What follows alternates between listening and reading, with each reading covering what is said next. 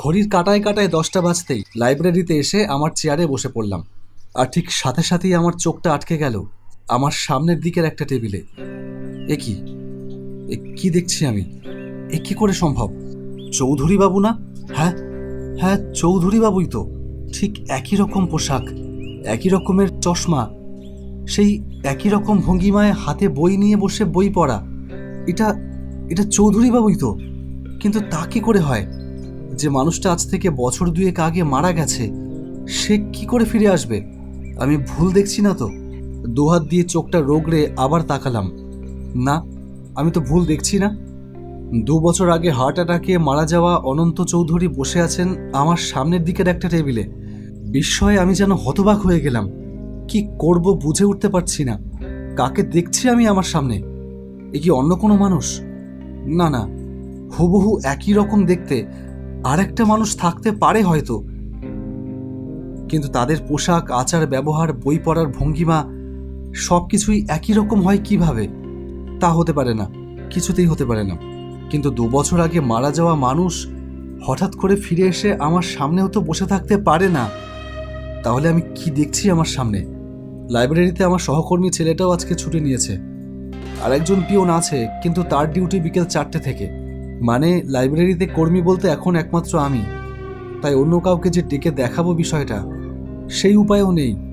না না, কিছু একটা গন্ডগোল হচ্ছে নিশ্চয়ই। ভাবলাম উঠে যাই, একবার সামনে গিয়ে ভালো করে দেখে আসি ব্যাপারটা আসলে কি। যদি সম্ভব হয় একবার কথা বলি। আমি উঠে দাঁড়াতে যাব, এমন সময় দেখি চৌধুরীবাবু উঠে দাঁড়ালেন আমার আগেই। তারপর সোজা হেঁটে বেরিয়ে গেলেন লাইব্রেরির দরজা খুলে। আমি বাকরুদ্ধ হয়ে বসে থাকলাম। কি করব কিছুই বুঝে উঠতে পারলাম না।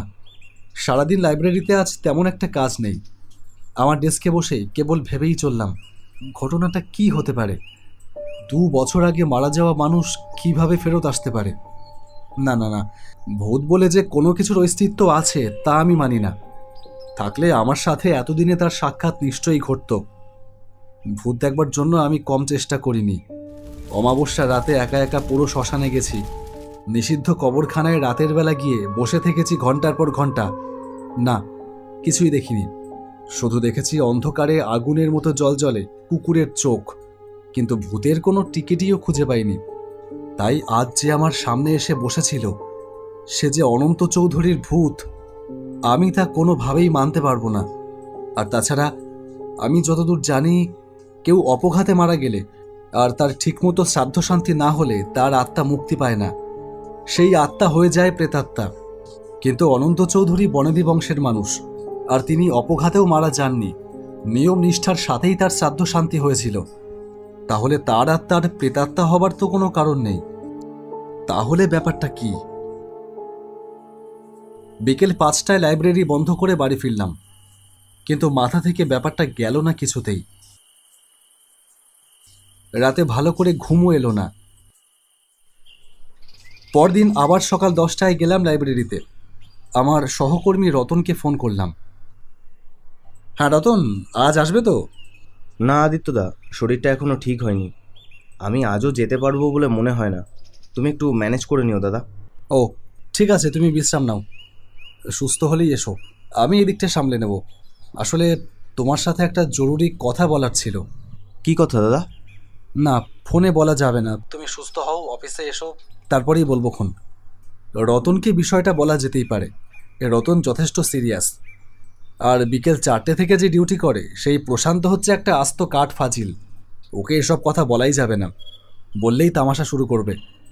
হঠাৎ আবার সামনের টেবিলের দিকে চোখ যেতেই দেখলাম সেখানে আগের দিনের মতোই একই ভঙ্গিমায় বসে আছে চৌধুরী বাবু। হাতে সেই এক বই, সেই একই পোশাক, চোখে মুখে ছড়িয়ে রয়েছে সেই একই অভিব্যক্তি। না, আজ আর মিস করলে চলবে না।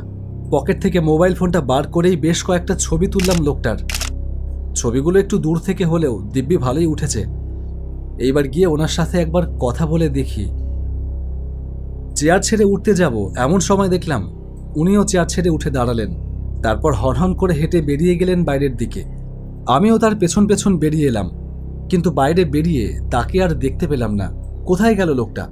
মুহূর্তের মধ্যেই যেন হাওয়ায় মিলিয়ে গেল। ফোনটা বার করে ছবিগুলো আরেকবার দেখলাম। না, কোনো ভুল নেই, ছবিগুলো ভালোই হয়েছে। আজ বাড়ি ফিরে আমার ভাই চন্দনকে সব বিষয়টা বললাম। সব শুনে চন্দন বলল, তুই একটু ঘুমো ভালো করে রাতে। তোর মনে হয় রাতে ভালো করে ঘুম হচ্ছে না, তাই এসব ভুলভাল মনে হচ্ছে। তুই আমার কথা বিশ্বাস করলি না? না, তুই হয়তো সত্যিই বলছিস, হয়তো তোর দেখবার ভুলও হতে পারে। জানতাম তোরা এই কথাই বলবি, তাই তো আমি ছবি তুলে রেখেছি। দাঁড়া, তোকে দেখাচ্ছি। এই এই দেখ। চন্দন ছবিটা দেখে আমার মুখের দিকে হা করে তাকিয়ে থাকলো কিছুক্ষণ, তারপর বলল, তুই কি আমার সাথে মজা করছিস? তুই তো এরকম মজা করার মানুষ না বলেই আমি জানতাম। না, মজা করব কেন? এটা কার ছবি নিজে আগে ভালো করে দেখ। মোবাইলটা আমার দিকে ফিরিয়ে দেখলাম, এ কি আশ্চর্য! কোথায় চৌধুরী বাবুর ছবি? এ তো আমাদের লাইব্রেরির স্টাফ রতনের ছবি। কিন্তু রতনের ছবি আমি তো তুলিনি। চৌধুরী বাবুর ছবি আমি আজ বাড়ি ফিরবার আগেও আমার মোবাইলে দেখেছি, কিন্তু সেই ছবি এখন রতনের ছবি হয়ে গেল কি করে? দাদা, তুই হয় মশকরা করছিস, না হয় তোর মাথার ডিস্টার্ব দেখা দিয়েছে। যদি মাথার সমস্যা হয়ে থাকে তাহলে ডাক্তার দেখা। কথাটায় আমার খটকা লাগলো। সত্যি কি আমার মাথার সমস্যা দেখা দিল? না, এর একটা বিহিত করতেই হবে, না হলে আজ রাতেও আমার ঘুম আসবে না। রতনকে ফোন লাগালাম। হ্যালো রতন। হ্যাঁ দাদা, বলো। রতন, তুমি বাড়িতে আছো এখন? হ্যাঁ, আমি বাড়িতেই আছি। ঠিক আছে, আমি আসছি একটু, তোমার সাথে জরুরি দরকার আছে। ঠিক আছে, এসো। সে কি, এখন আবার রতনের বাড়ি যাবি? হ্যাঁ, আর কোনো কথা না বাড়িয়ে বেরিয়ে এলাম। আমার বাড়ি থেকে রতনের বাড়ি বাইকে যেতে সময় লাগে আধা ঘন্টা। রাস্তায় বাইক চালাতে চালাতেও মাথার মধ্যে ঝাঁঝা করতে থাকলো। এটা কি হচ্ছে আমার সাথে? আমি কি পাগল হয়ে যাচ্ছি?